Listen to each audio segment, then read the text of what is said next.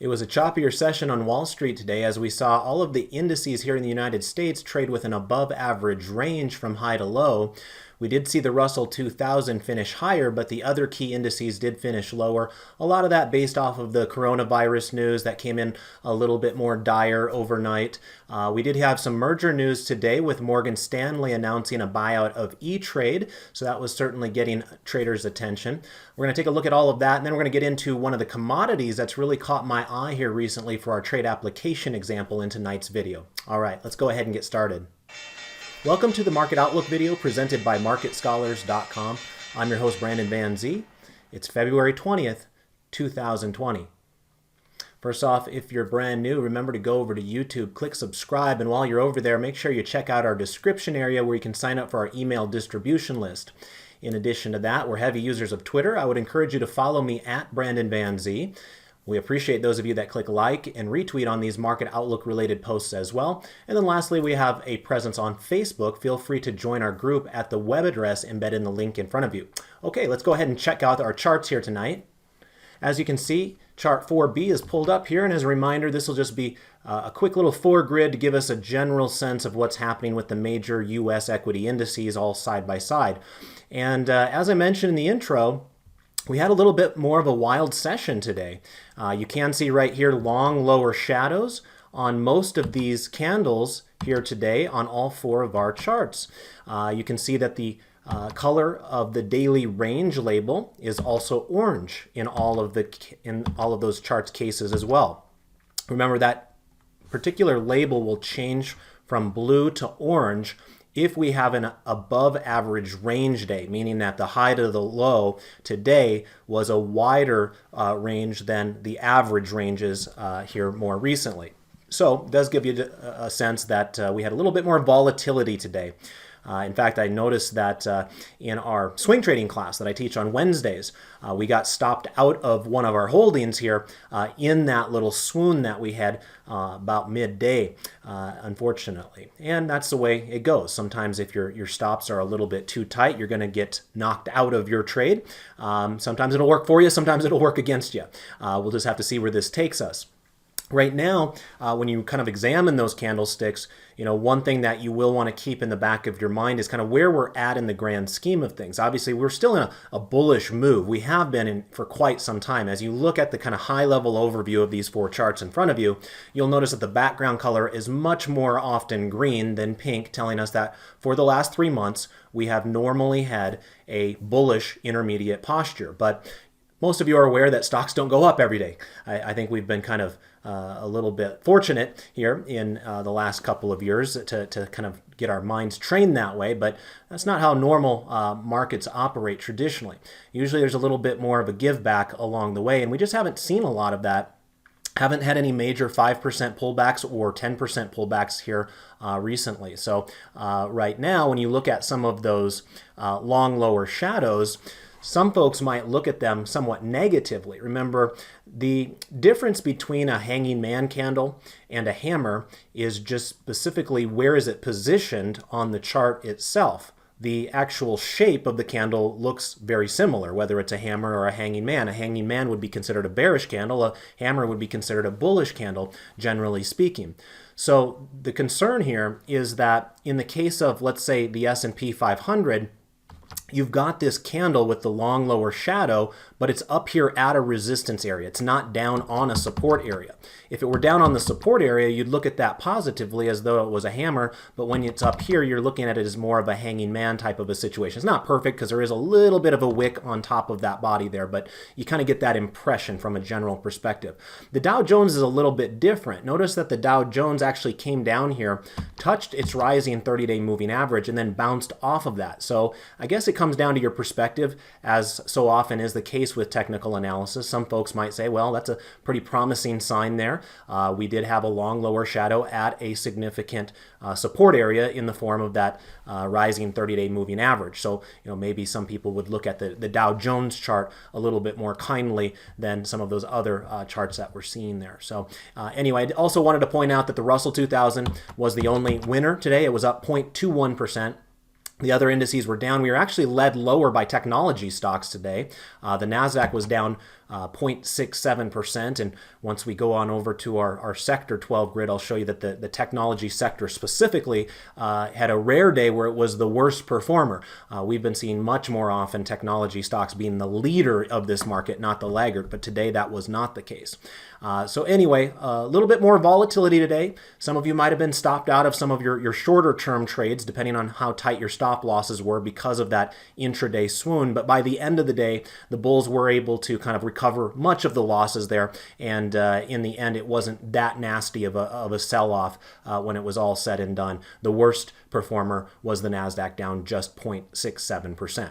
So let's see how the three green arrows chart is setting up now to see if that kind of shifted any sort of mindset there from that perspective. I'm going to come over here to chart 4D. And as we look at this chart, you can see that there was a change to report. And that change is right up here with the Dow Jones Industrial Average. You'll notice that we now have a red arrow that has set in on the Dow Jones Industrial Average with the MACD histogram.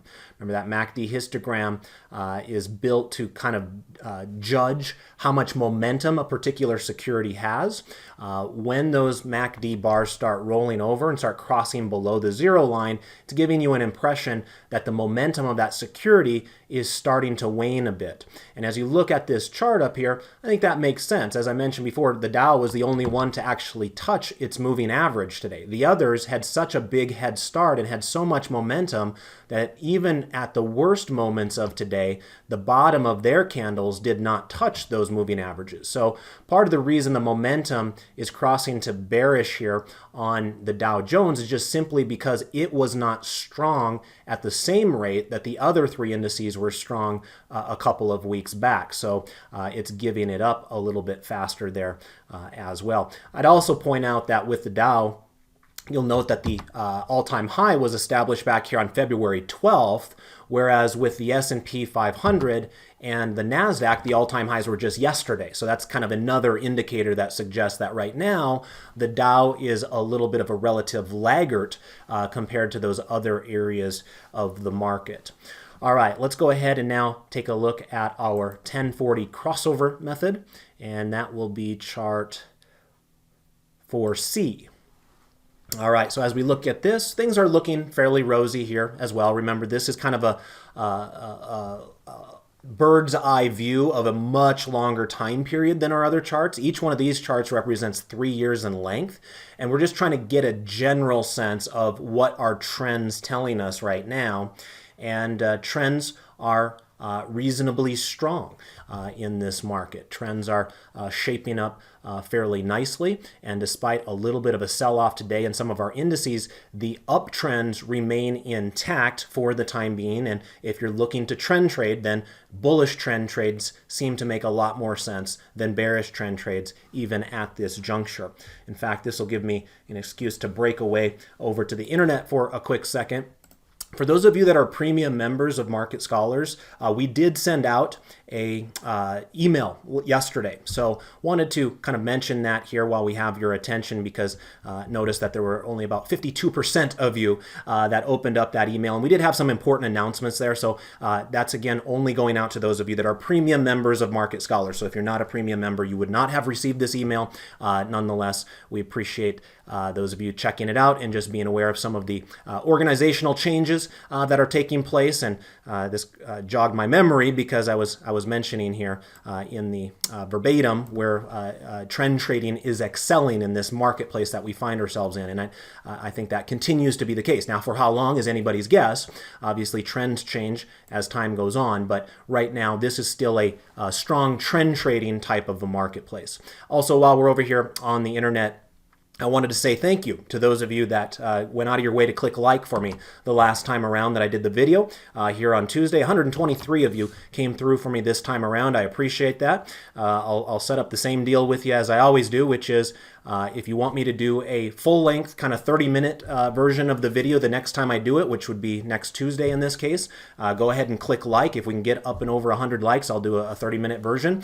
If you don't want me to do a lengthier version and instead you want me to do an abbreviated 15-minute version, then don't click like. And that way, if the likes are less than 100, then I'll just do the 15-minute version. So as always, we appreciate your support. This is one way that David and I can get the word out about Market Scholars to a much much wider audience than we would be able to on our own. So thank you to those of you that consistently do that day in and day out. It means a lot to us. All right, let's get back on track now with some more analysis. Let's start heading over on into the 12 grid analysis now, starting with chart 5A.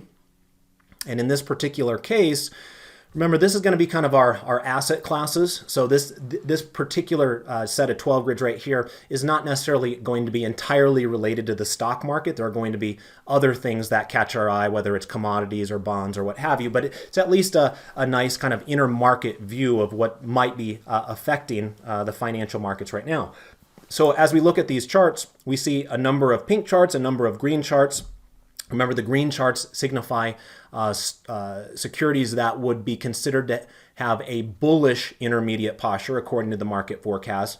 If you see the pink charts, it's a bearish posture. So green, bullish, pink, bearish.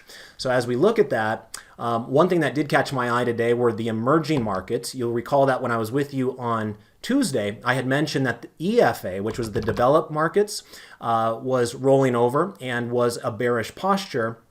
But the other two charts, the US up here in the upper left and EEM, which is the emerging markets just to the right of it, were both bullish. Well, things have changed there. There was enough of a push back down on EEM where we're back to that bearish posture here. Notice that EEM was down 1.56%. And again, this seems to be a market that is being pushed around right now by whether market sentiment is weak or strong against the COVID-19 or coronavirus that seems to be capturing everybody's attention, and rightfully so. It's a very serious situation. In fact, I, for one, am a bit surprised that the stock market hasn't struggled more based upon the severity of what we are experiencing and some of the economic implications of shutting down entire cities across the globe as a result of this virus. So anyway, I'm impressed with the resiliency of the stock market. And personally, I hope that continues. But at the same time, I understand that there are going to be situations where if the virus is not taken care of sooner rather than later, it will eventually start working into its way from a negative perspective into market sentiment. And so we are starting to see that to a degree overseas. We're not seeing it much in the United States yet. You know, the chart here, the SPY, continues to go up at a healthy pace. Yes, we were down today, but for the most part, that is a very strong chart. But when we look at the foreign markets, that's where we're starting to see more concerns. And remember, EEM is going to be where China is housed. And so, of course, China being the epicenter of the coronavirus, it's going to have a bigger impact on something like EEM. And that did show up here today as EEM was down 1.56%. And not only that, but I don't think the chart looks very healthy either. You can see that the moving average color is red, telling us that price is below a falling moving average.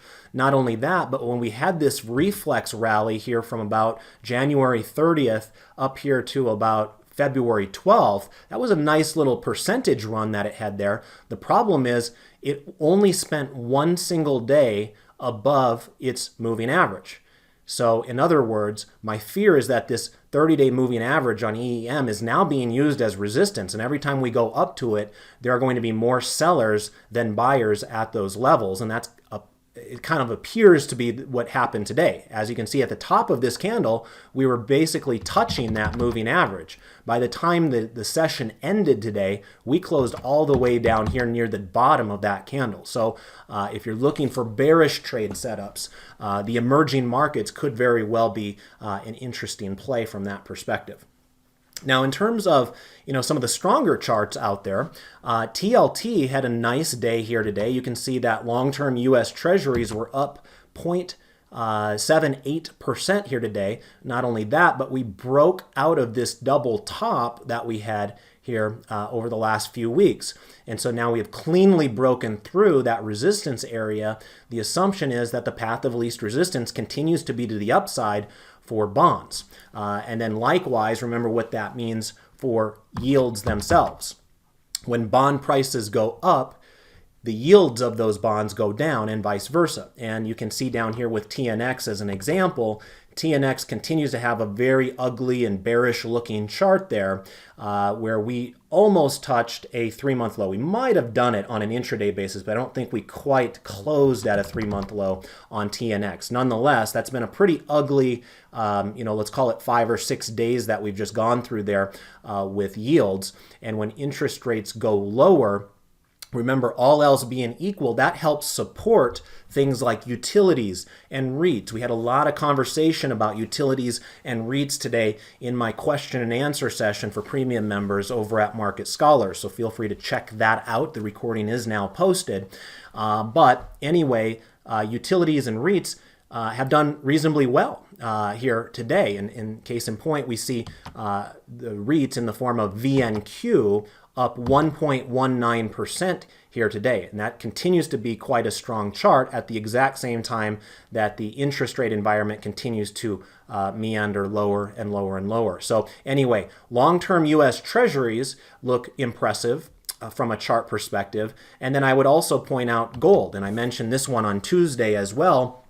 On this candle, when it broke above that prior resistance area, well, look at what has happened in the 2 days since I was last with you. It has continued to go up. Now, there's a little bit of an upper shadow on that candle for today, so we'll see where that takes us. But that has been a very, very impressive move in my eyes on gold, and I want to kind of see where that takes us. Interestingly enough, I was trying to rifle through a bunch of the gold mining stocks, and there's a few of them that look decent out there. I know Newmont was up nicely today, but it's kind of surprising the lack of choices we have, at least here in the United States, when it comes to truly liquid gold mining stocks. I mean, there's maybe about 15 of them or so I don't want to make it seem like they're completely absent out there, but it seems to me that the gold mining space has dwindled significantly in the last 15 years. I used to trade a lot of gold stocks back in the heyday, and I'm surprised to see with all the consolidation and the bankruptcies and everything that's happened, there's just not a whole lot to pick from, at least from kind of a large cap perspective in the gold space these days. So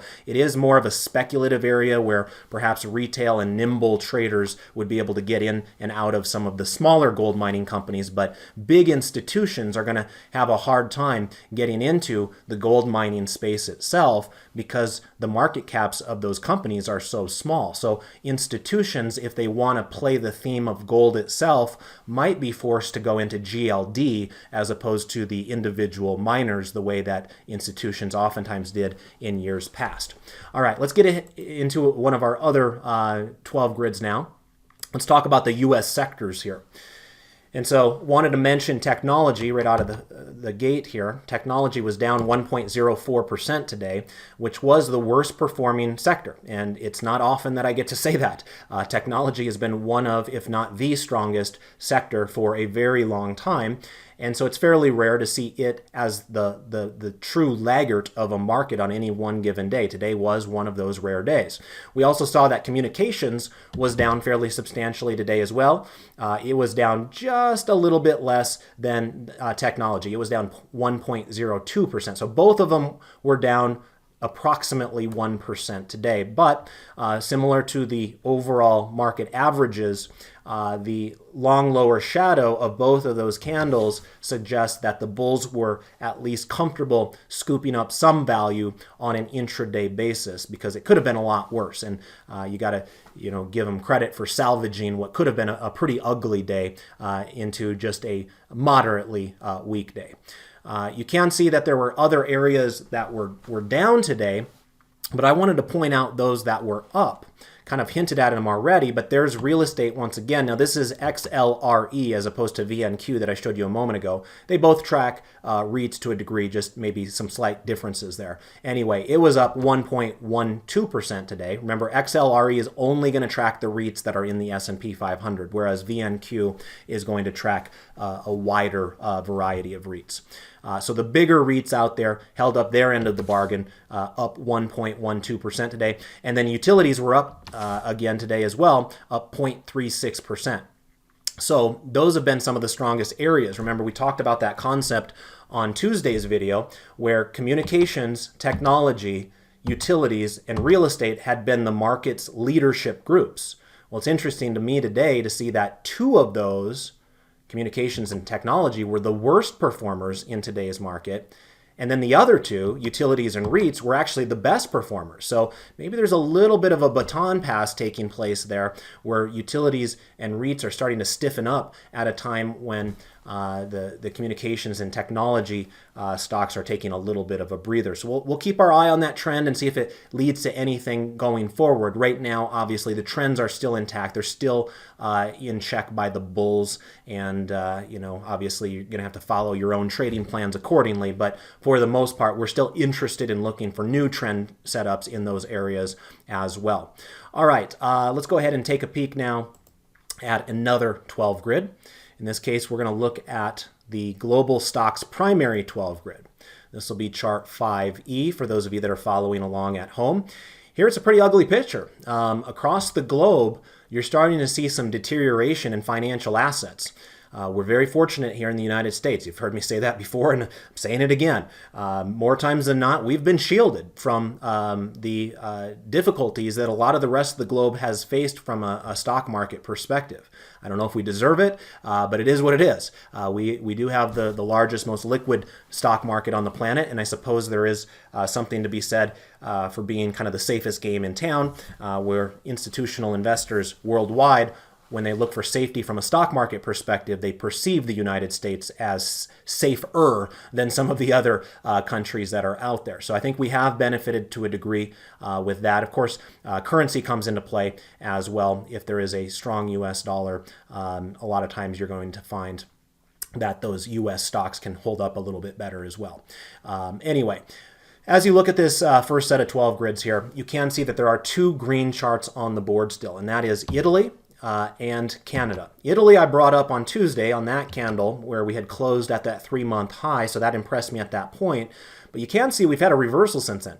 The background color is still green because we are still trading in the upper reversal zone on the intermediate term posture, but that was a pretty ugly 1-2 punch here since we've been in this presentation last. So are we still in an uptrend? We are. It just doesn't look quite as strong as it did a couple of days ago. So it's kind of following suit with a lot of these other foreign charts on the board.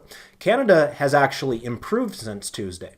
Tuesday we were sitting right here, and we're actually a bit higher than that right now. In fact, the last two sessions we closed above that prior horizontal resistance area that was formed from the candle on January 22nd and the candle on February 12th. So that's nice to see. Not only did we get a breakout yesterday, but we were able to maintain strength above the breakout zone itself. Yes, Canada was down a little bit today, 0.13%, but the closing price is still above that breakout zone, and that is generally a sign of strength.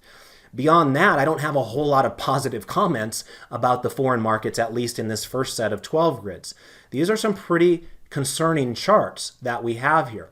I mentioned Japan falling out of bed a couple of days ago. Well, what's happened with Japan? They've continued to fall out of bed. New 3-month lows just printed here today. And of course, Japan is fairly close to the coronavirus concerns as well. And, some people might be wondering if that's going to start impacting their economy a bit more. China was down over 1% today. I think China appears to be setting up for an interesting bearish trade, quite frankly. It is using that downtrending moving average as resistance right here. And I'm using FXI as my proxy. There are a number of other Chinese ETFs out there, but that's one of the more liquid ones. And in this particular case, we're still so close to the moving average that you could probably sell some bear call spreads at reasonable rates above that moving average to kind of act as your line in the sand. And as long as it continues to use the moving average itself as resistance and that chart meanders lower, bear call spreads might be an interesting way to play China right now. So you might want to investigate that on your own time as well. And then I also wanted to point out down below here on the bottom rung, there were a couple of really ugly charts today. So the first one is Brazil. It was down 2.4%. Oof. Not only that, but that candle just looks nasty as well. It's one of the worst looking ones on the board. It's not the worst, but one of the worst. So we continue to see that the path of least resistance on Brazil is to the downside, and it won't be long now where we're going to start kind of challenging those prior lows back here in November for 3-month lows if this keeps up, which right now I have no reason to believe that it won't.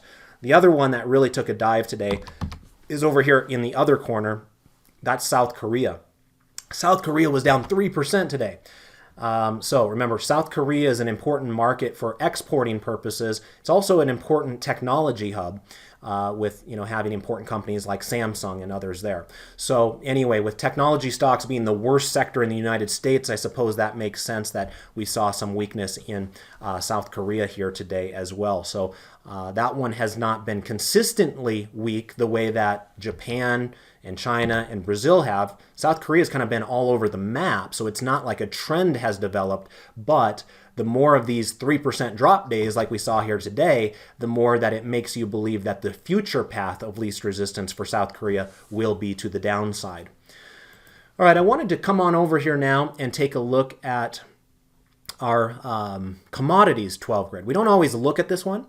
But when there are interesting developments in the commodities world, we like to evaluate it on occasion. And I thought now would be an interesting time to do just that. So as you look at commodities here, I think one of your first takeaways should be that when you look at these 12 charts, only 2 of them are pink. So in other words, just that knowledge all by itself should suggest that commodities are a little bit bullish right now. Take a second to breathe that in, because we haven't said that very often, right? More often than not, you hear us talk about how oil just got punched in the face yet again. So this is kind of an interesting dynamic that we have right now, where a lot of global markets are rolling over from a stock market perspective. There's strength in bonds. I already talked about the strength in gold.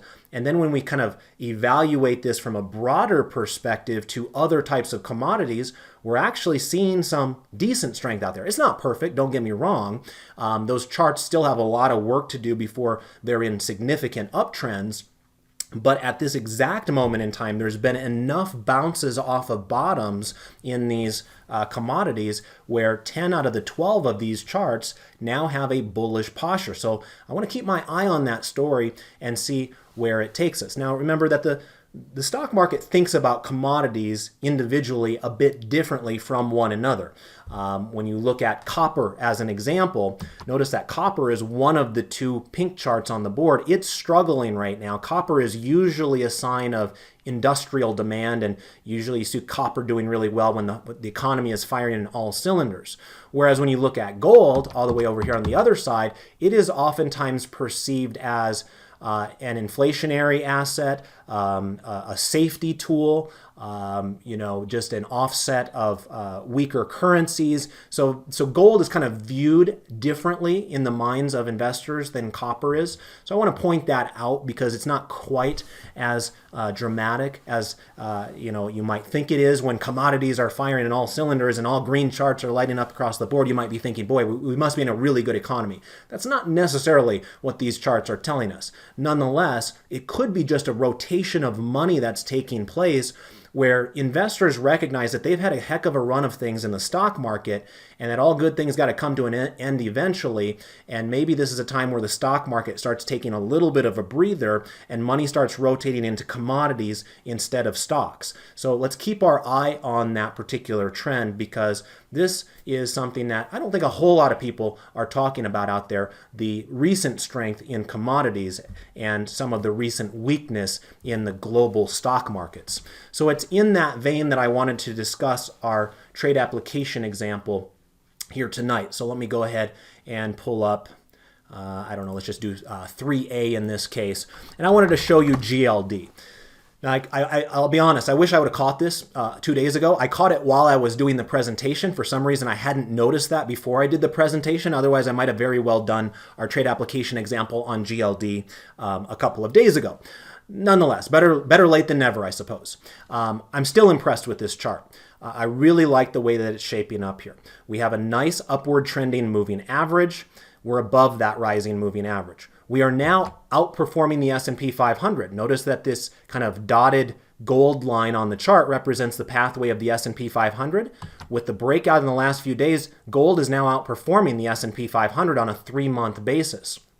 We also have strength in terms of the near-term line for swing trading purposes and strength in the green line for trend trading purposes.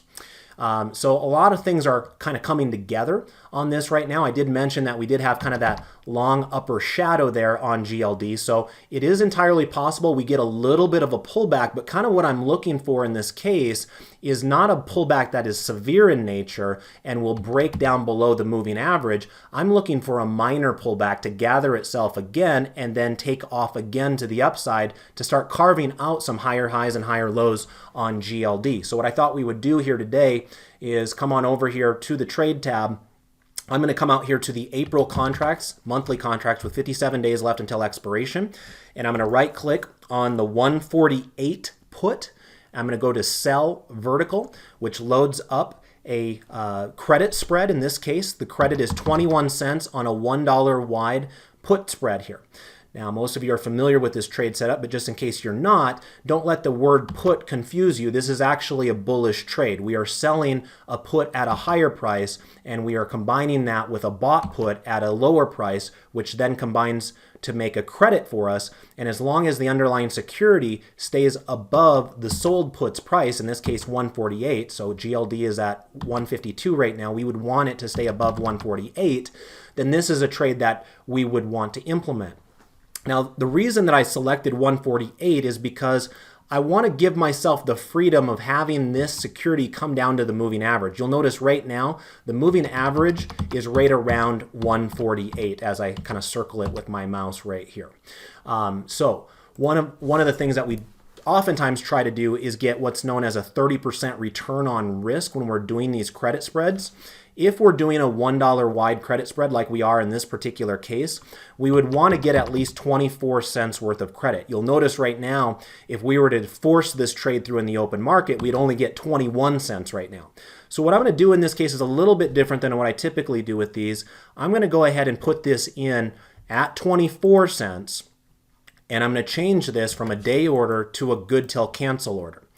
Now, what is going to be required is for GLD to pull back in price just a little bit before the credit goes from the current price of 21 to 24. So let me go ahead and click confirm and send.